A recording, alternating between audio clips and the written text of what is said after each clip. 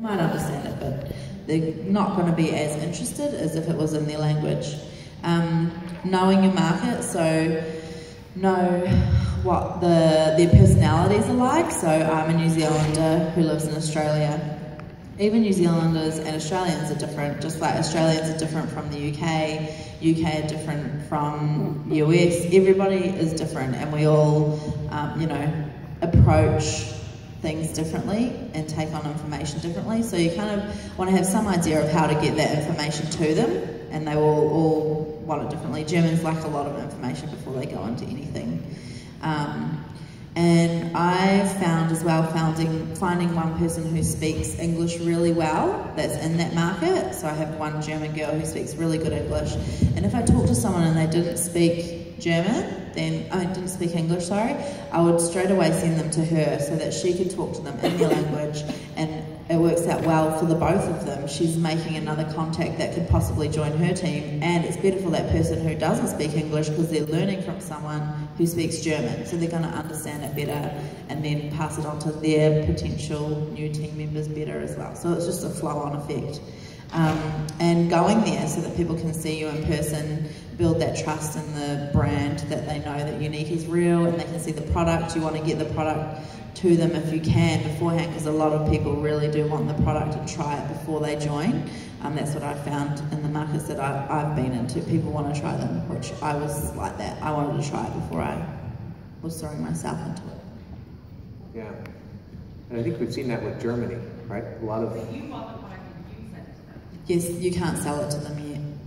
Well, yeah, well, you wouldn't now because they can join up, but yeah, it was a cost to me to send it to them because we can't sell in a market that we're not in. So yeah, it costs me to do it. So it's a risk you take. But now we have samples.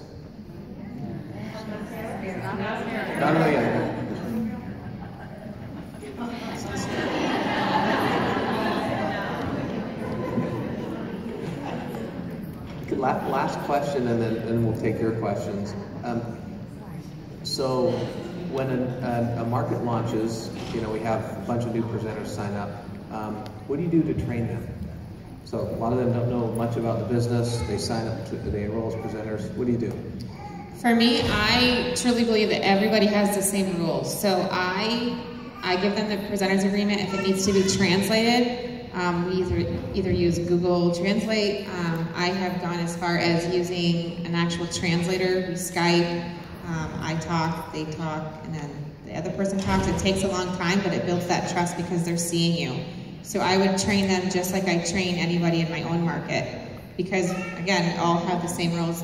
We don't have the prices and stuff yet, but it's still the same. So I train them just like I train somebody else.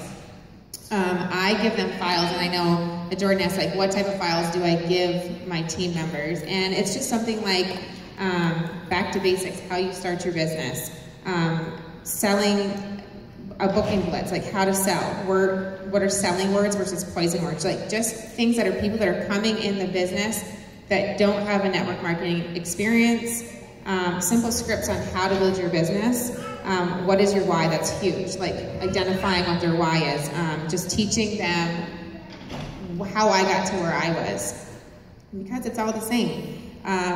As far as training somebody who is across the ocean, I've made myself available to their time zone, keeping myself available to them, because if I'm building trust in them, they need to know that I'm there for them, that I'm not going to be sleeping while they're awake, and that, when they're sleeping, I'm awake. I have to stay up late at night. When I first started my business, everybody was like, how did you build your business so wide? In the Northeast, it's really hard to build network marketing. So I would, I'd be laying in bed so excited about building my Younique business. I would think, gosh, people in California, it's midnight here, but it's 9 o'clock there. It's the same thing if I have somebody in the UK, where there's 6 hours difference. So if I'm up late, if it's 2 o'clock in the morning, they're probably getting up.